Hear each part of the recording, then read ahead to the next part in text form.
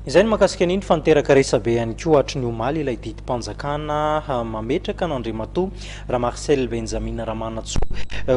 mpisolo toerana ny Prime Ministre lehibe ny gouvernement Andriamatoa mahafaly solon'andrasana Olivier tsy nalana ary tsy nametra-pialana ny Prime Ministre hoy ny nambaran'ny taleny kabinetra ny fiadidinan'ny primature Androany nambarany ihany koa fa ho tonga eto an-tanindrazana ary andray ny asany ny Prime Ministre raha ampitso alakamisy io moa fanazavana voaray araka izao tato-baovao zao.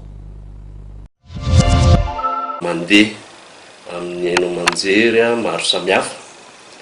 dia manambara itony ny tenako fa Andriamatoa Prime Ministre dia sady tsy nametra-pialana no tsy nasorona na tamin'ny fomba mivantana na tamin'ny fomba kolaka fa Prime Ministre manatanteraka ny asany izy. Porofon'izany ireo asa mandrarazy miandry azy. Ohatra raisiko amin'izay ny fiaonany amin'ireo mpiara-miombonantoka ty faran'ny herinandro ty,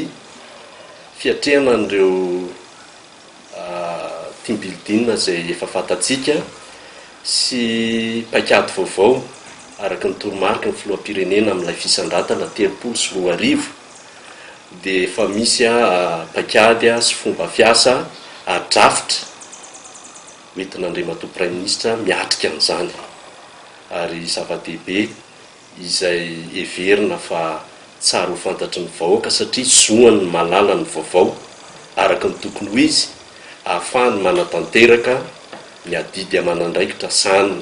indrindra ireo tompon'andraikitra isan'ny ambaratongany dia ambarako etona izay filazana mahakasika an'Andriamatoa Prime Ministre izay.